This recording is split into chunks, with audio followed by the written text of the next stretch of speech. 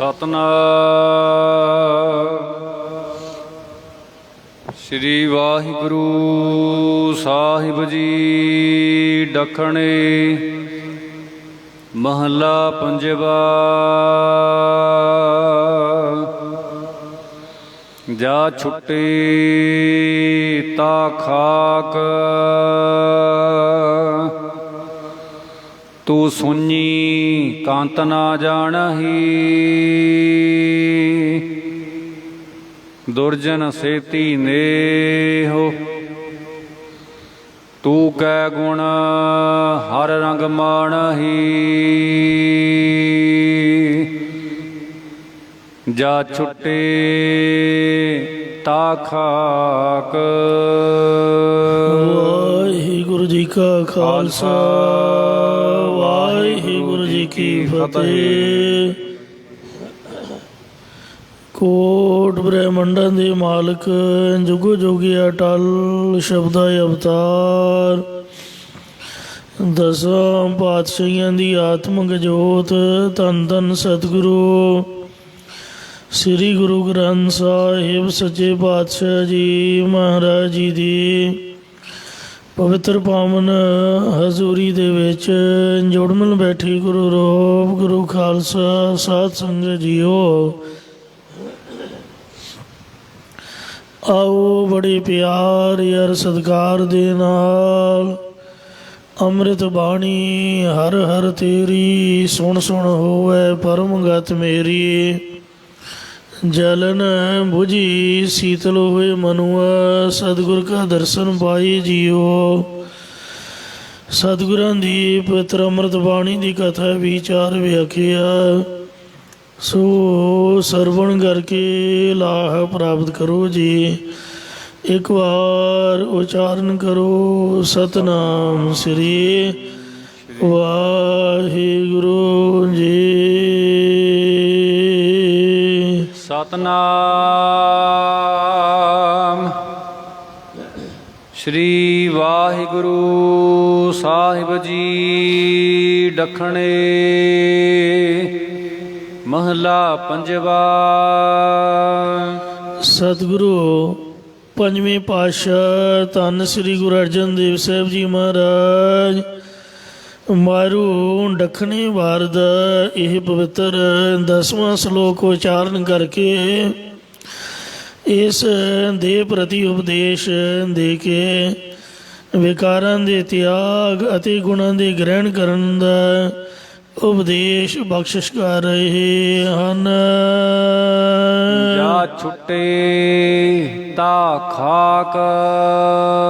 ਹੇ ਦੇਹੀ, ਜਦੋਂ ਤੇਰੇ ਤੋਂ ਚੇਤਨ ਸੱਤਾ ਜੀਵ ਆਤਮਾ ਛੁੱਟ ਕੇ ਚਲਾ ਜਾਵੇਗਾ ਤਦੋਂ ਤੂੰ ਮਿੱਟੀ ਦੀ ਢੇਰੀ ਹੋ ਜਾਵੇਂਗੀ। ਤੂੰ ਸੁਣੀ ਕਾਂਤ ਨਾ ਜਾਣਹੀ। ਹੁਣ ਤੂੰ ਪਰਮੇਸ਼ਰ ਦੇ ਭਜਨ ਸਿਮਰਨ ਵੱਲੋਂ ਖਾਲੀ ਹੈ ਅਤੇ ਆਪਣੇ ਪਤੀ ਪਰਮੇਸ਼ਰ ਨੂੰ ਗੁਰਾਂ ਦੁਆਰਾ ਜਾਣਨਾ ਨਹੀਂ ਕਰਦੇ। ਦੁਰਜਨ ਸੇਤੀ ਨੇਹੋ, ਤੇਰਾ ਖੋਟੇ ਕਾਮ ਕ੍ਰੋਧ ਆਦਿਕ ਵਿਕਾਰਾਂ ਦੇ ਨਾਲ ਪ੍ਰੇਮ ਲੱਗਾ ਹੋਇਆ ਹੈ। ਤੂੰ ਕੈ ਗੁਣ ਹਰ ਰੰਗ ਮਾਣਹੀ। ਫਿਰ ਤੂੰ ਕਿਹੜੇ ਗੁਣਾਂ ਕਰਕੇ ਹਰੀ ਪਰਮੇਸ਼ਰ ਦੀ ਆਨੰਦ ਨੂੰ ਮਾਣ ਸਕੇਂਗੀ, ਭਾਵ ਨਹੀਂ ਮਾਣ ਸਕੇਂਗੀ। ਮਹੱਲਾ ਪੰਜਵਾ। ਸਤਿਗੁਰੂ ਪੰਜਵੇਂ ਪਾਤਸ਼ਾਹ ਸ੍ਰੀ ਗੁਰੂ ਅਰਜਨ ਦੇਵ ਸਾਹਿਬ ਜੀ ਸ਼ੋ ਪਾਵਨ ਉਪਦੇਸ਼ ਬਖਸ਼ਿਸ਼ ਕਰ ਰਹੇ ਨੇ। ਨਾਨਕ ਜਿਸ ਬਿਨ ਘੜੀ ਨਾ ਜੀਵਣਾ।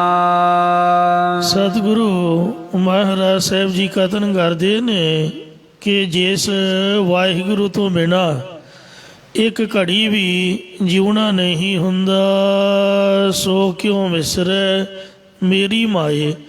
ਸਾਚਾ ਸਾਹਿਬ ਸਾਚੈ ਨਾਏ, ਆਖਾ ਜੀਵਾ ਵਿਸਰੈ ਮਰ ਜਾਓ। ਇਸ ਤਰ੍ਹਾਂ ਵਿਸਰੇ ਸਰੈ ਨਾ ਬਿੰਦ। ਉਸ ਵਾਹਿਗੁਰੂ ਦੇ ਭੁੱਲਣ ਕਰਕੇ ਬਿੰਦ ਪਲ ਮਾਤਰ ਵੀ ਸਰਦਾ ਨਹੀਂ ਹੈ। ਤਿਸ ਸਿਉ ਕਿਉ ਮਨ ਰੂਸੀਐ। ਫਿਰ ਹੇ ਮੇਰੇ ਮਨਾ, ਤਿਸ ਪਰਮੇਸ਼ਰ ਦੇ ਨਾਲੋਂ ਕਿਹੜੀ ਗੱਲੋਂ ਰਸਨਾ ਕਰੀਏ। ਕਹਿੰਦੇ ਨੇ ਜਿਸ ਵਿਸਰੇ ਇੱਕ ਨਿਮਕ ਨਾ ਸਰੈ, ਸੋ ਕਿਉ ਵਿਸਰੈ ਜੇ ਘਾਲ ਨ ਭਾਨੈ। ਸੋ ਕਿਉ ਵਿਸਰੈ ਜੇ ਕੀਆ ਜਾਣੈ। ਸੋ ਕਿਉ ਵਿਸਰੈ ਜਿਨ ਸਭ ਕਿਛ ਦੀਆ। ਸੋ ਕਿਉ ਵਿਸਰੈ ਜੇ ਜੀਵਨ ਜੀਆ। ਸੋ ਕਿਉ ਵਿਸਰੈ ਜੀ ਅਗਨ ਮੈਂ ਰਾਖੈ। ਗੁਰ ਪ੍ਰਸਾਦ ਕੋ ਬਿਰਲਾ ਲਖੈ। ਹੈ ਹਮਾਰੀ ਚਿੰਦ। ਹੇ ਮਨਾ, ਉਸ ਪਰਮੇਸ਼ਰ ਨਾਲੋਂ ਕਿਹੜੀ ਗੱਲੋਂ ਰਸਨਾ ਕਰੀਏ ਜਿਸ ਪ੍ਰਭੂ ਨੂੰ ਸਾਡੀ ਜਾਂ ਤਮਾਮ ਜੀਵਾਂ ਦੇ ਪਾਲਣ ਪੋਸ਼ਣ ਦੀ ਚਿੰਤਾ ਹੈ।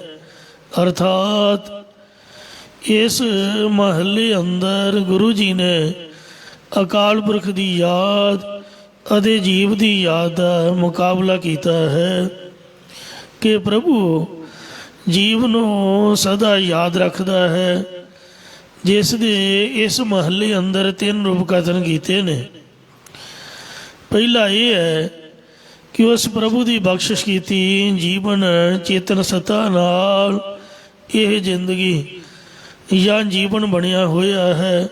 ਦੂਸਰਾ, ਉਸ ਦੀ ਯਾਦ ਤੋਂ ਭੁੱਲਿਆ ਅਸੀਂ ਇੱਕ ਪਲ ਵੀ ਜੀਵਤ ਨਹੀਂ ਰਹਿ ਸਕਦੇ। ਤੀਸਰਾ, ਉਹ ਸਾਡੇ ਪਾਲਣ ਪੋਸ਼ਣ ਦਾ ਫਿਕਰ ਰੱਖਦਾ ਹੈ। ਭਾਵ ਇਹ ਹੈ ਕਿ ਉਹ ਸਾਨੂੰ ਸਭ ਤਰ੍ਹਾਂ ਕਰਕੇ ਯਾਦ ਰੱਖਦਾ ਹੈ, ਪਰ ਅਸੀਂ ਉਸ ਨੂੰ ਯਾਦ ਨਹੀਂ ਕਰਦੇ। ਅਸੀਂ ਤਾਂ ਭੁੱਲੀ ਬੈਠੇ ਹਾਂ, ਸਾਡਾ ਸਰੀ ਜਾ ਰਿਹਾ। ਜਿਸ ਦਿਨ ਰੱਬ ਸਾਨੂੰ ਭੁੱਲ ਗਿਆ, ਰੱਬ ਨੂੰ ਅਸੀਂ ਭੁੱਲ ਗਏ, ਉਸ ਦਿਨ ਇੱਕ ਵੀ ਸਵਾਸ ਨਹੀਂ ਲੈ ਸਕਾਂਗੇ। ਮਤਲਬ ਖਤਮ ਹੋ ਜਾਵਾਂਗੇ। ਸੋ ਇਸ ਲਈ ਪਰਮਾਤਮਾ ਤੋਂ ਅਸੀਂ ਭੁੱਲੇ ਹੋਏ ਸਮਝ ਲਓ ਕਿ ਉਹਦੇ ਤੋਂ ਰਸੇ ਹੋਏ ਹਾਂ। ਮਹਲਾ ਪੰਜਵਾ। ਸਤਿਗੁਰੂ ਪੰਜਵੇਂ ਪਾਤਸ਼ਾਹ ਸ੍ਰੀ ਗੁਰੂ ਅਰਜਨ ਦੇਵ ਸਾਹਿਬ ਜੀ ਫਰਮਾਨ ਕਰਦੇ ਨੇ। ਰਤੀ ਰੰਗ ਪਾਰ ਬ੍ਰਹਮ ਕੈ। ਜੋ ਗੁਰਮੁਖ ਪਾਰ ਬ੍ਰਹਮ ਪਰਮੇਸ਼ਰ ਦੇ ਪ੍ਰੇਮ ਦੇ ਵਿੱਚ, ਆਨੰਦ ਦੇ ਵਿੱਚ ਰੰਗੇ ਹੋਏ ਹਨ। ਗੁਰ ਰੰਗੇ ਸੇ ਭਏ ਨਿਹਾਲ। ਮਨ ਤਨ ਅਤ ਗੁਲਾਲ। ਉਹਨਾਂ ਦੇ ਹਿਰਦੇ ਅਤੇ ਸਰੀਰ ਵਿੱਚ ਵੀ ਭਗਤੀ ਦਾ ਅਤਿਅੰਤ ਗਾੜਾ ਰੰਗ ਚੜ ਗਿਆ ਹੈ। ਨਾਨਕ ਵਿਣ ਨਾਵੈ ਆਲੂਦਿਆ। ਸਤਿਗੁਰੂ ਜੀ ਕਥਨ ਕਰਦੇ ਹਨ ਜੇਤੀ ਹੋਰ ਖਿਆਲ। ਕਿ ਜਿਤਨੇ ਵੀ ਹੋਰ ਸੰਕਲਪ ਧਿਆਨ ਆਦਿਕ ਹਨ, ਉਹ ਪਰਮੇਸ਼ਰ ਦੇ ਨਾਮ ਤੋਂ ਬਿਨਾਂ ਆਲੂਦਿਆ, ਗੰਦੇ, ਅਪਵਿੱਤਰ ਹਨ। ਪਾਵੜੀ। ਜੇ ਸਮੇਂ ਆਤਮ ਗਿਆਨ ਦੀ ਅਵਸਥਾ ਵਿੱਚ ਪਹੁੰਚ ਕੇ ਜਗਿਆਸੂ ਦੀ ਸੰਸਾਰਿਕ ਪਦਾਰਥਾਂ ਦਾ ਪਕੜ ਵਾਲੀ ਬਿਰਤੀ ਦਾ ਅਭਾਵ ਹੋ ਜਾਂਦਾ ਹੈ ਅਤੇ ਮਾਇਆ ਦਾ ਮੋਹ ਨਹੀਂ ਜਾਗਦਾ। ਐਸੀ ਅਵਸਥਾ ਦਾ ਜ਼ਿਕਰ ਕਰਦੇ ਹੋਏ ਗੁਰੂ ਸਾਹਿਬ ਜੀ ਪਰਮੇਸ਼ਰ ਦੇ ਸਨਮੁਖ ਪੌੜੀ ਉਚਾਰਨ ਕਰ ਰਹੇ ਹਨ। ਹਰ ਜੀਓ ਜਾ ਤੂੰ ਮੇਰਾ ਮਿੱਤਰ ਹੈ। ਹੇ ਪ੍ਰਭੂ ਜੀਓ, ਜਾ ਤੂੰ ਆ ਮੇਰਾ ਮਿੱਤਰ ਹੈ। ਤਾ ਕਿਆ ਮੈਂ ਕਾੜਾ। ਤਾਂ ਫਿਰ ਮੈਨੂੰ ਕੀ ਚੋਰਾ ਹੋਣਾ ਸੀ। ਭਾਵ ਕੋਈ ਚੋਰਾ, ਕੋਈ ਫਿਕਰ ਆਦਿਕ ਨਹੀਂ ਹੈ। ਜਿਨੀ ਠੱਗੀ ਜਗ ਠੱਗਿਆ। ਜਿਨ੍ਹਾਂ ਕਾਮ ਕ੍ਰੋਧ ਆਦਿਕ ਠੱਗਾਂ ਨੇ ਸਾਰਾ ਸੰਸਾਰ ਹੀ ਛਾਲਿਆ ਹੈ। ਏ ਤੁਧ ਮਾਰ ਨਿਵਾੜਾ ਉਹ ਤੂੰ ਆਪ ਹੀ ਮੇਰੇ ਹਿਰਦੇ ਅੰਦਰੋਂ ਮਾਰ ਕੇ ਨਿਵਰਤ ਕਰ ਦਿੱਤੇ ਹਨ।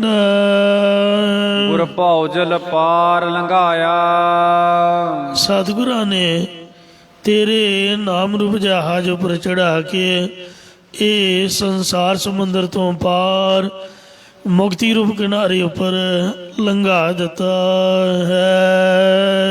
ਜਿੱਤਾ ਪਾਵਾੜਾ ਔਰ ਅਸੀਂ ਕਾਮ ਕ੍ਰੋਧ ਆਦਿਕ ਦਾ ਝਗੜਾ ਸਾਰਾ ਹੀ ਜਿੱਤ ਲਿਆ ਹੈ।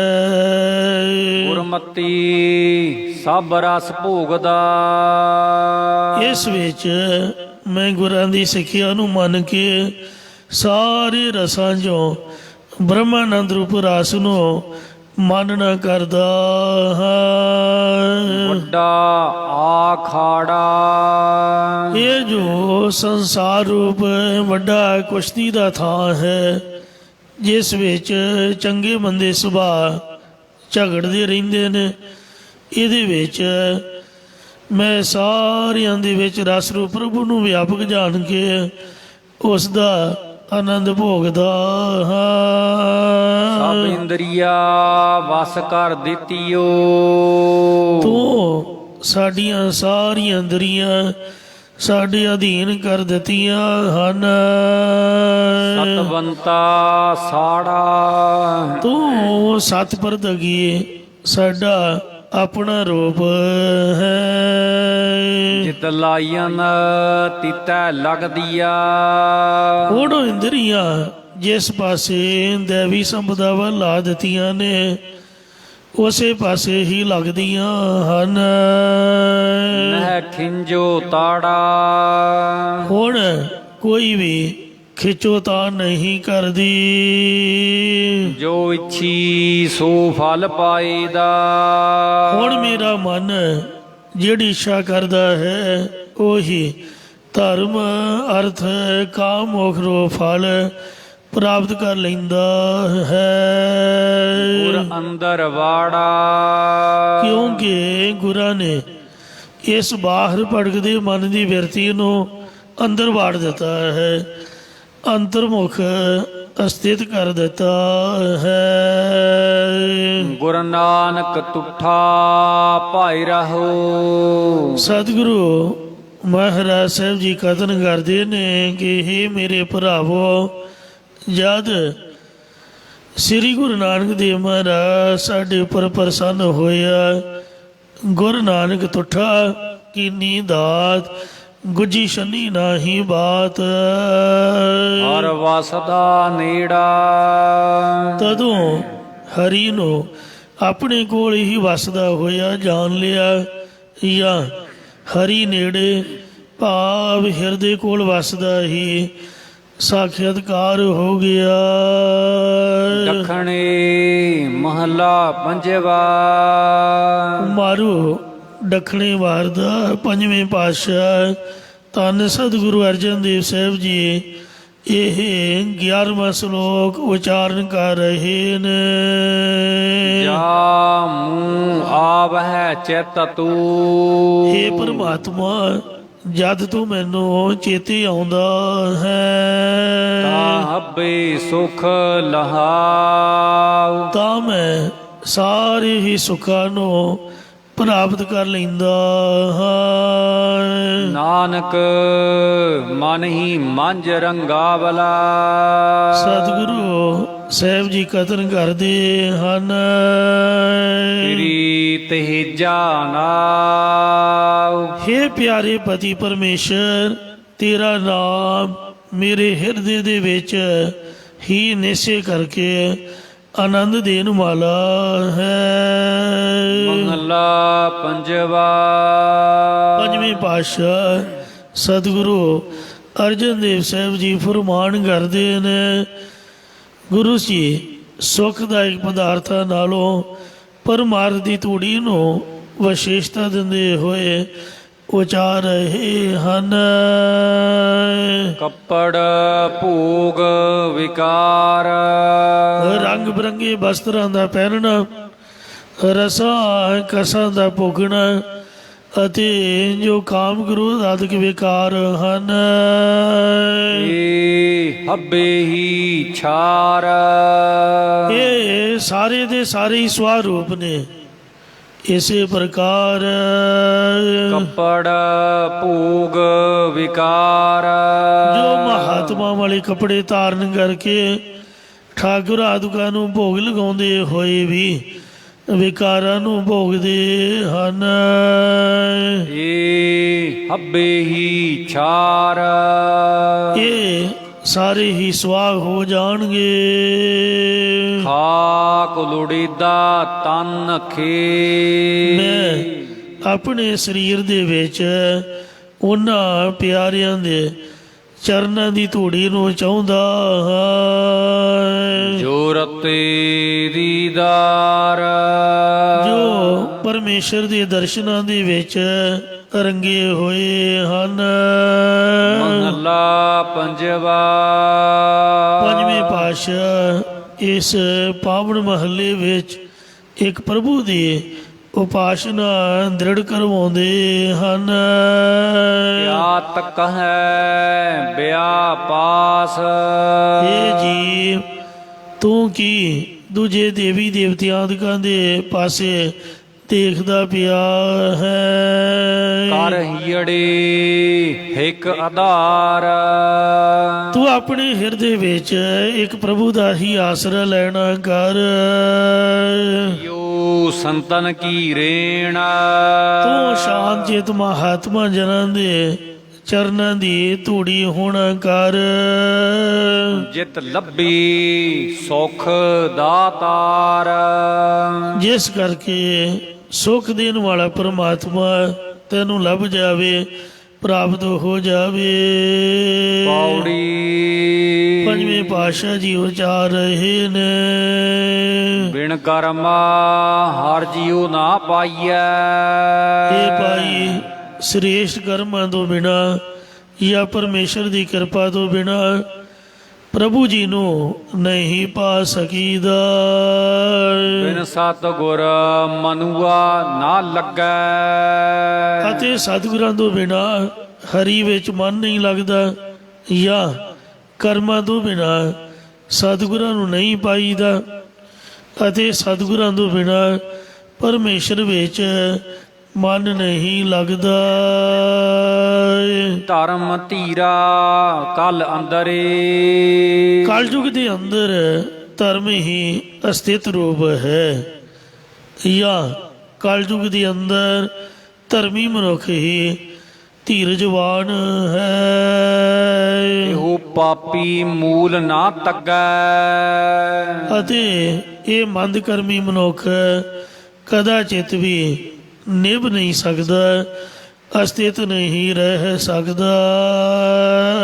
ਇਹ ਕਰ ਕਰੇ ਸੋ ਇਹ ਕਰ ਪਾਏ ਜੇ ਕੋਈ ਇਹ ਸੱਤ ਨਾਲ ਚੰਗਾ ਮੰਦਾ ਕਰਮ ਕਰਦਾ ਹੈ ਉਹ ਇਸੇ ਹੱਥ ਨਾਲ ਹੀ ਉਸ ਦਾ ਫਲ ਪਾਉਣਾ ਕਰਦਾ ਹੈ।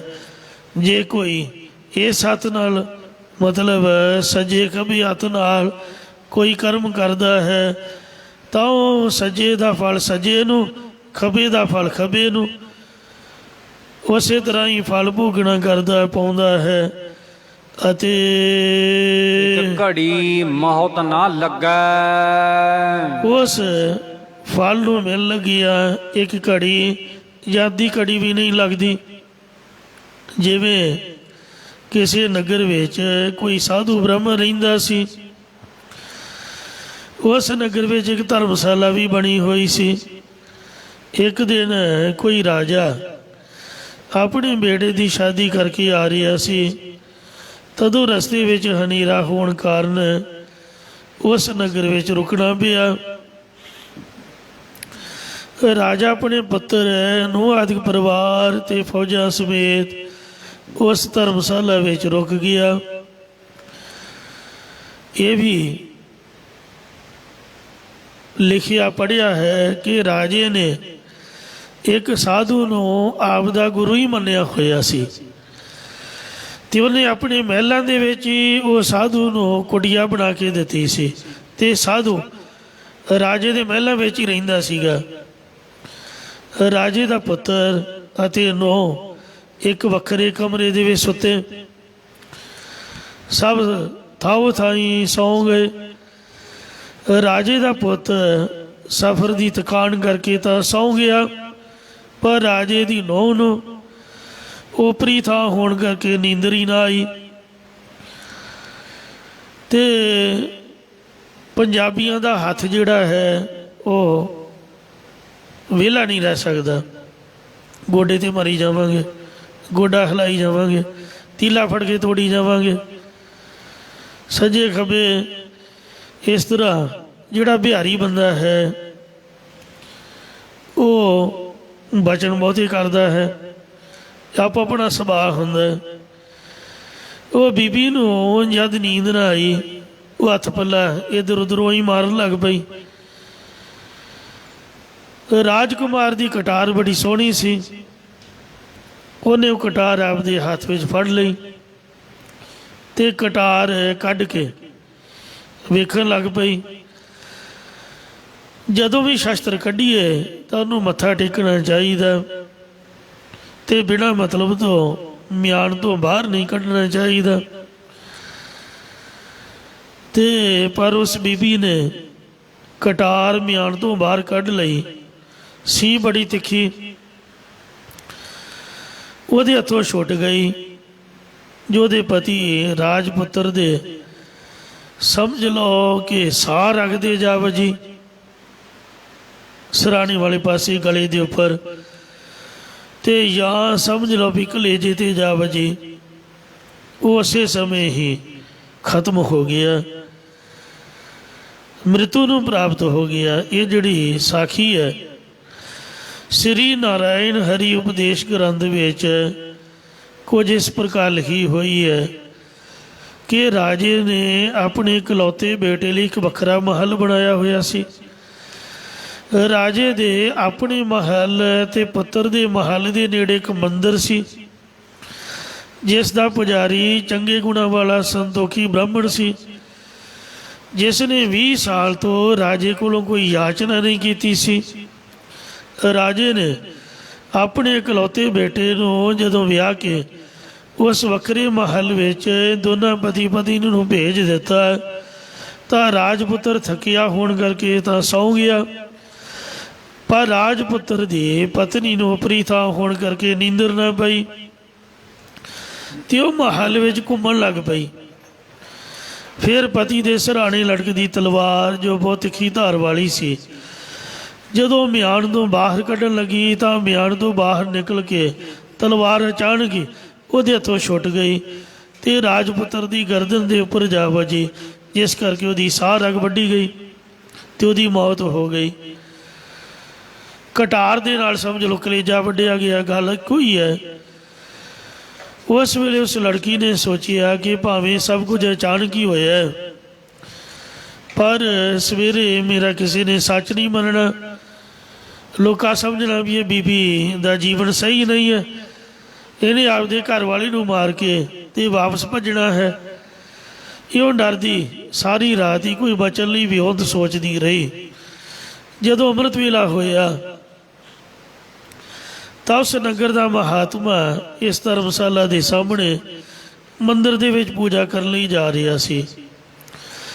ਉਸ ਸਮੇਂ ਇਸ ਰਾਜਪੁੱਤਰੀ ਨੇ ਬੂਹਾ ਖੋਲ੍ਹ ਕੇ ਰੌਲਾ ਪਾ ਦਿੱਤਾ ਕਿ ਮੇਰਾ ਸੁਹਾਗ ਉਜੜ ਗਿਆ। ਉਸ ਦੀ ਆਵਾਜ਼ ਸੁਣ ਕੇ ਰਾਜਾ ਆਪਣੇ ਵਜ਼ੀਰਾਂ ਅਹਿਲਕਾਰਾਂ ਦੇ ਸਮੇਤ ਉਸ ਕਮਰੇ ਵਿੱਚ ਆਇਆ ਅਤੇ ਆਪਣੇ ਪੁੱਤਰ ਦੀ ਲਾਸ਼ ਖੂਨ ਨਾਲ ਲੱਥਪੱਥ ਦੇਖ ਕੇ ਪੁੱਛਿਆ ਕਿ ਇਹ ਕਤਲ ਕਿਸ ਨੇ ਕੀਤਾ।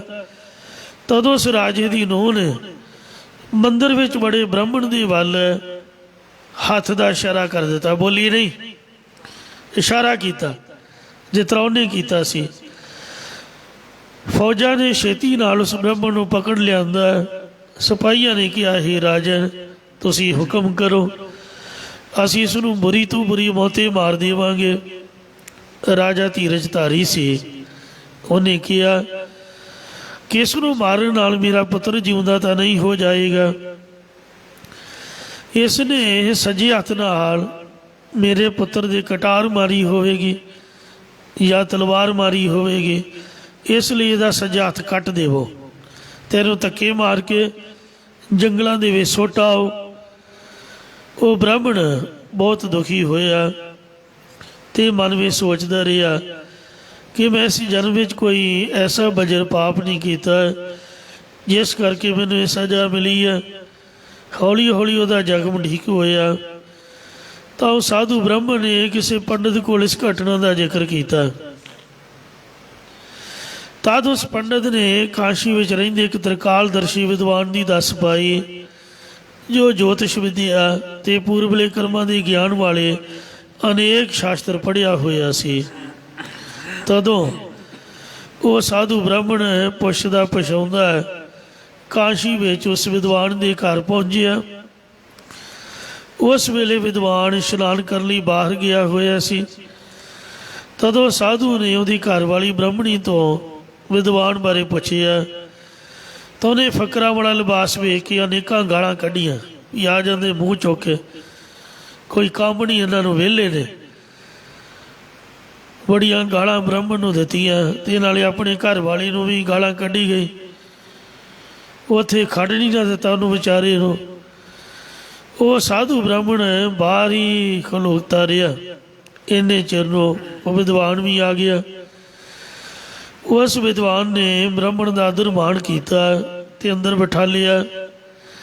ਫਿਰ ਪੁੱਛਿਆ ਕਿ ਕਿਸ ਕਾਰਜ ਲਈ ਆਏ ਹੋ?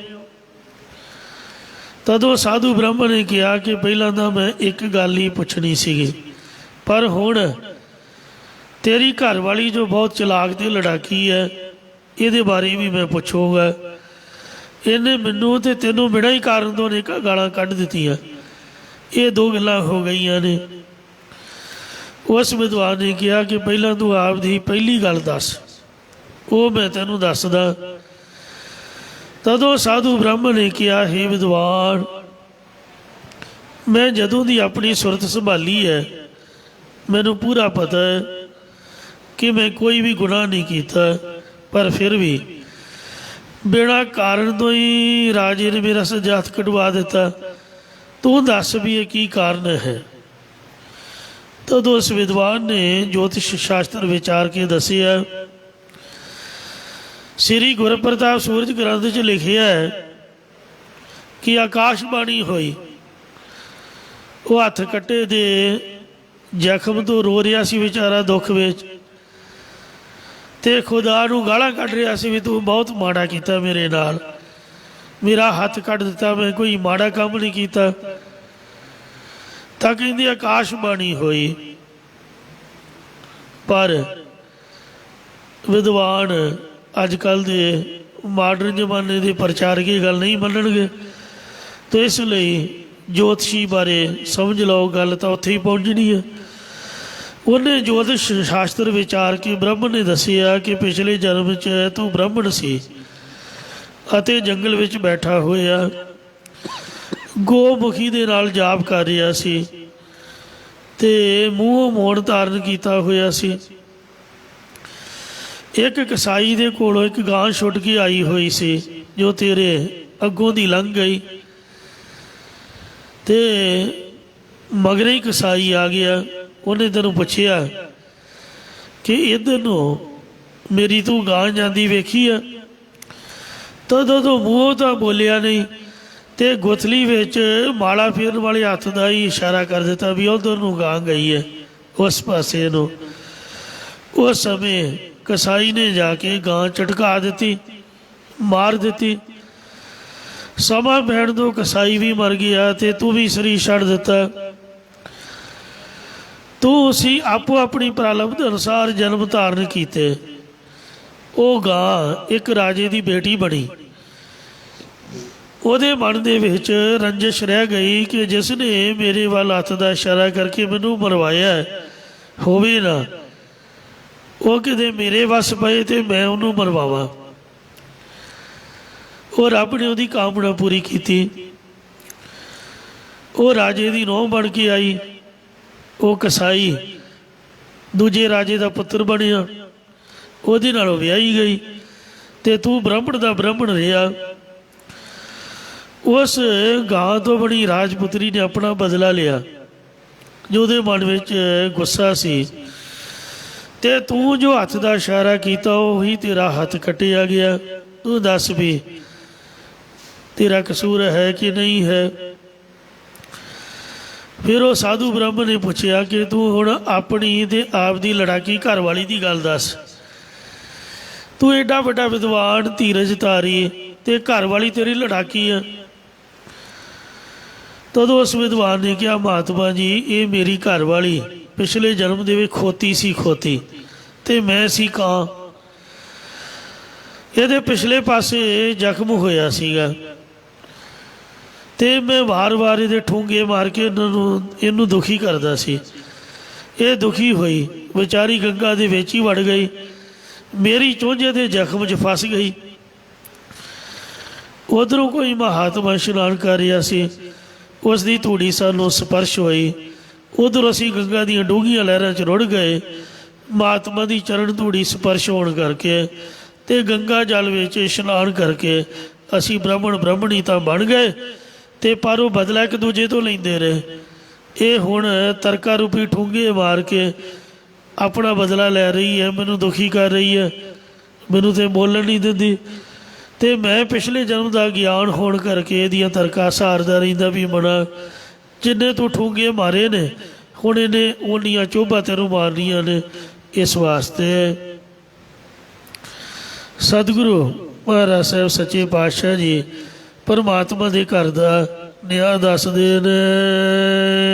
ਇਹ ਕਰ ਕਰੇ ਸੋ ਇਹ ਕਰ ਪਾਏ। ਜੇ ਕੋਈ ਇਹ ਸੱਜੇ ਹੱਥ ਨਾਲ ਮਾੜਾ ਕੰਮ ਕਰੇਗਾ ਜਾਂ ਚੰਗਾ ਕੰਮ ਕਰੇਗਾ, ਇਹਦਾ ਫਲ ਸੱਜੇ ਹੱਥ ਹੀ ਪ੍ਰਾਪਤ ਕਰੇਗਾ। ਜੇ ਖੱਬੇ ਹੱਥ ਨਾਲ ਇਸ ਹੱਥ ਨਾਲ ਕੋਈ ਕੰਮ ਕਰੇਗਾ ਚੰਗਾ ਜਾਂ ਮਾੜਾ, ਉਹਦਾ ਫਲ ਇਹੀ ਹੱਥ ਪ੍ਰਾਪਤ ਕਰੇਗਾ। ਘੜੀ ਮੌਤ ਨਾ ਲੱਗਾ। ਇਸ ਫਲ ਨੂੰ ਮਿਲ ਗਿਆ ਇੱਕ ਘੜੀ, 24 ਮਿੰਟ ਜਾਂ ਅੱਧੀ ਘੜੀ, 12 ਮਿੰਟ ਵੀ ਨਹੀਂ ਲੱਗਣਗੇ। ਖੜੇ ਪੈਰੀ ਫਲ ਰੱਬ ਭੁਗਤਾਏਗਾ। ਸਾਰੇ ਯੁਗ ਮੈਂ ਸੋਧਿਆ। ਇਹ ਤੁਸੀਂ ਹਵਾ 'ਚ ਡਾਂਗਾ ਨਾ ਸਮਝਿਓ। ਸਾਡੀਆਂ ਗੱਲਾਂ ਹਵਾ 'ਚ ਗੁਬਾਰੇ ਨਹੀਂ, ਇਹ ਸੋਲਿਡ ਨੇ, ਠੋਸ ਨੇ। ਔਰ ਸੋਚ ਕੇ ਵਿਚਾਰ ਕੇ ਤੋਲ ਕੇ ਮਿਣ ਕੇ ਰੱਬ ਦੇ ਘਰ ਦਾ ਨਿਆਂ ਤੁਹਾਨੂੰ ਦੱਸਿਆ। ਮੈਂ ਤਾਂ ਚਾਰੇ ਯੁੱਗਾਂ ਦੇ ਕਰਮਾਂ ਧਰਮਾਂ ਨੂੰ ਸੋਧ ਕੇ ਵੇਖਿਆ ਹੈ ਕਿ ਬਿਨ ਸੰਗਤ ਅਹੰਕਾਰ ਨਾ ਭੱਗੈ। ਕਿ ਸਤ ਸੰਗਤ ਤੋਂ ਬਿਨਾ ਕਿਸੇ ਦਾ ਵੀ ਅਹੰਕਾਰ ਭੱਜਦਾ ਨਹੀਂ ਹੈ। ਅਰਥਾਤ ਜਿਵੇਂ ਦਰਿਆ ਦੇ ਕਿਨਾਰੇ ਜਿਹੜਾ ਦਰਖਤ ਖੜਾ ਹੈ, ਭਾਵੇਂ ਉਸ ਦੀਆਂ ਜੜ੍ਹਾਂ ਪਾਣੀ ਵਿੱਚ ਹੀ ਕਿਉਂ ਨਾ ਹੋਣ, ਪਰੰਤੂ ਜਿੰਨੀ ਦੇਰ ਤੱਕ ਵਰਖਾ ਨਹੀਂ ਪੈਂਦੀ ਉਤਨੀ ਦੇਰ ਤੱਕ ਉਹਦੇ ਉੱਪਰੋਂ ਨਾ ਮਿੱਟੀ ਘੱਟਾ ਤੇ ਨਾ ਹੀ ਜਾਲੇ ਆਦਿ ਉਤਰਦੇ ਨੇ, ਭਾਵ ਉਹ ਸਾਫ਼ ਨਹੀਂ ਰਹਿ ਸਕਦਾ।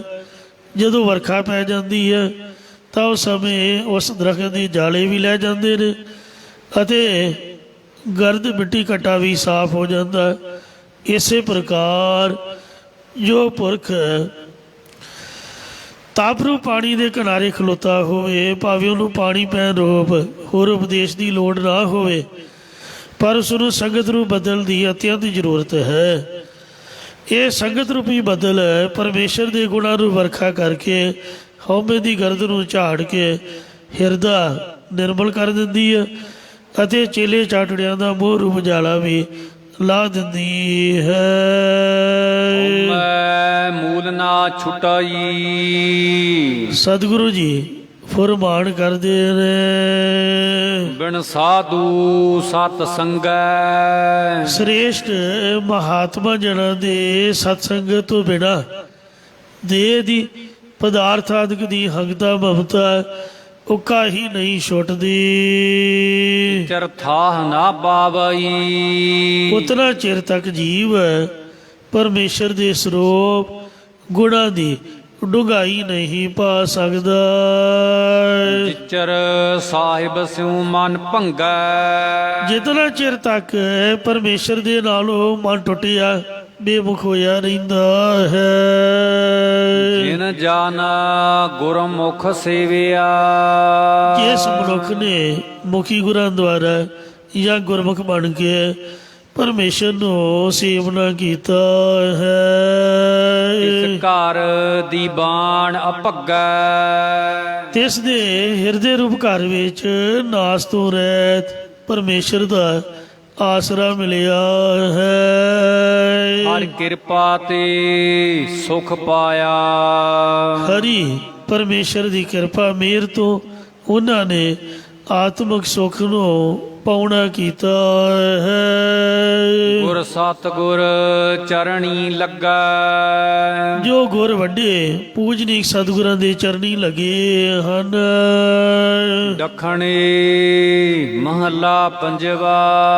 ਮਾਰੂਵਾਰ ਦੱਖਣੇ ਵਿੱਚ ਪੰਜਵੇਂ ਪਾਤਸ਼ਾਹ 12ਵਾਂ ਸ਼ਲੋਕ ਵਿਚਾਰ ਰਹੇ ਨੇ। ਲੋੜੀ ਦੋ ਹੱਬ ਜਾਈ। ਜਿਸ ਪਰਮਾਤਮਾ ਨੂੰ ਸਾਰੀਆਂ ਥਾਵਾਂ ਵਿੱਚ ਸਭ ਜੀਵ ਪ੍ਰਾਪਤ ਕਰਨਾ ਚਾਹੁੰਦੇ ਨੇ। ਜੋ ਮੀਰਾ ਮੀਰਨ ਸਿਰ। ਸੋ ਮੀਰਾ ਮੀਰਨ ਸਿਰ। ਉਹ ਪਰਮਾਤਮਾ ਪਾਤਸ਼ਾਹਾਂ ਦਾ ਸ਼੍ਰੋਮਣੀ ਪਾਤਸ਼ਾਹ ਹੈ। ਸੋ ਪਾਤਸ਼ਾਹੋ ਸਾਹਾ ਪਾਤ ਸਾਹਿਬ ਨਾਨਕ ਰਹਿਣ ਰਜਾਈ। ਅੱਠ ਮੰਜਾਹੂ ਸੋ ਧਣੀ। ਉਹ ਮਾਲਕ ਪਰਮਾਤਮਾ ਸਾਰਿਆਂ ਦੇ ਹਿਰਦਿਆਂ ਵਿੱਚ ਵਿਆਪਕ ਹੋ ਕੇ ਵਸ ਰਿਹਾ ਹੈ। ਦੋ ਮੁਖ ਆਲਾ। ਪਰ ਉਸ ਦੀ ਪ੍ਰਾਪਤੀ ਉਸ ਨੂੰ ਹੁੰਦੀ ਹੈ ਜੋ ਆਪਣੇ ਹਿਰਦੇ ਦੁਆਰਾ ਵੀ ਉਸ ਦਾ ਜਸ 14 ਉਚਾਰਦਾ ਹੈ ਅਤੇ ਮੂੰਹ ਰਸਨਾ ਕਰਕੇ ਵੀ ਉਸ ਦੇ ਗੁਣਾਂ ਨੂੰ ਅਲਾਪਣਾ ਕਰਦਾ ਹੈ। ਮਹੱਲਾ ਪੰਜਵਾ। ਪੰਜਵੇਂ ਪਾਤਸ਼ਾਹ ਧੰਨ ਸਤਿਗੁਰੂ ਅਰਜਨ ਦੇਵ ਸਾਹਿਬ ਜੀ ਫੁਰਮਾਨ ਕਰਦੇ ਨੇ। ਮਾਨਕੂ ਵੋਹਿ ਮਾਉ। ਹੇ ਮਾਤਾ ਰੂਪ ਸੰਤ ਜਣੋ, ਮੈਨੂੰ ਮਾਨਕ ਰੂਪ ਲਾਭ ਮਾਲਕ ਗੁਰਾਂ ਨੇ ਆਪ ਹੀ ਦੇਣਾ ਕੀਤਾ ਹੈ। ਤਿੰਨਾ ਧਣੀ ਅਪਾਹੀ। ਅਪਾਹੀ ਨਿਰਲੇਪ ਗੁਣਾਂ ਨੇ ਨਿਰਲੇਪ ਗੁਰਾਂ ਨੇ ਮਾਨਕ ਰੂਪ ਨਾਮ ਸੋ ਹਰੀ ਅਕਾਲ ਪੁਰਖ ਵਾਹਿਗੁਰੂ ਜੀ ਦੀ ਬਖਸ਼ਿਸ਼ ਦਾ ਸਾਨੂੰ ਆਪ ਦੇਣਾ ਕੀਤਾ ਹੈ। ਆਉ ਮਹਿਜਾ ਠੰਡੜਾ। ਸੋ ਸਾਡਾ ਜਿਹੜਾ ਹਿਰਦਾ ਹੈ ਉਹ ਸ਼ਾਂਤ ਹੋ ਗਿਆ ਹੈ। ਮੁਖਹੁ ਸਚ ਅਲਾਈ। ਉੱਚੀ ਬੋਲ ਕੇ ਆਪ ਜੀ ਵੀ ਕਹਿ ਦੋ ਜੀ ਸਤਨਾਮ ਸ੍ਰੀ ਵਾਹਿਗੁਰੂ। ਵਾਹਿਗੁਰੂ। ਆਪ ਦੇ ਮੁਖੋਂ ਸੱਚਾ ਨਾਮ ਉਚਾਰਨ ਕਰਕੇ ਜਿਸ ਤਰ੍ਹਾਂ ਇਸੀ ਦੀ ਹਵਾ ਆਉਂਦੀ ਹੈ, ਇਉਂ ਛਾਤੀ ਸੀਤਲ ਮਨ ਸੁਖੀ ਛੰਦ ਗੋਬਿੰਦ ਗੁਣ ਗਾਏ। ਐਸੀ ਕਿਰਪਾ ਕਰੋ ਪ੍ਰਭ ਨਾਨਕ ਦਾਸ ਦਸਾਏ। ਮੇਰਾ ਹਿਰਦਾ ਵੀ ਠੰਡਾ ਸ਼ਾਂਤ ਹੋ ਗਿਆ ਹੈ। ਮਹੱਲਾ ਪੰਜਵਾ। ਪੰਜਵੇਂ ਪਾਤਸ਼ਾਹ ਸਤਿਗੁਰੂ ਅਰਜਨ ਦੇਵ ਸਾਹਿਬ ਜੀ ਉਚਾਰ ਰਹੇ ਨੇ।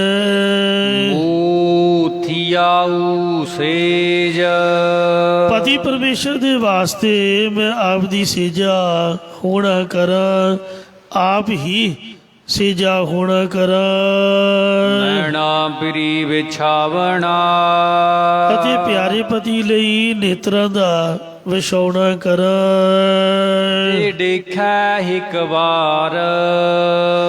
ਜੇਕਰ ਪਤੀ ਪਰਮਾਤਮਾ ਇੱਕ ਵਾਰੀ ਵੀ ਮੇਰੇ ਵੱਲ ਕਿਰਪਾ ਭਰੀ ਦ੍ਰਿਸ਼ਟੀ ਨਾਲ ਵੇਖਣਾ ਕਰੇ ਤਾ ਸੁਖ ਕੀਮਾ ਹੂ ਬਾਹਰੇ। ਤਦੋਂ ਕੀਮਤ ਤੋਂ ਬਾਹਰੀ ਬੇਅੰਤ ਸੁਖ ਪ੍ਰਾਪਤ ਹੋ ਜਾਣਗੇ। ਭਾਵ ਉਹਨਾਂ ਸੁੱਖਾਂ ਦੀ ਕੋਈ ਵੀ ਕੀਮਤ ਨਹੀਂ ਰਹੇਗੀ। ਪੌੜੀ। ਪੰਜਵੇਂ ਪਾਤਸ਼ਾਹ ਸਤਿਗੁਰੂ ਅਰਜਨ ਦੇਵ ਸਾਹਿਬ ਜੀ ਉਚਾਰ ਰਹੇ ਨੇ।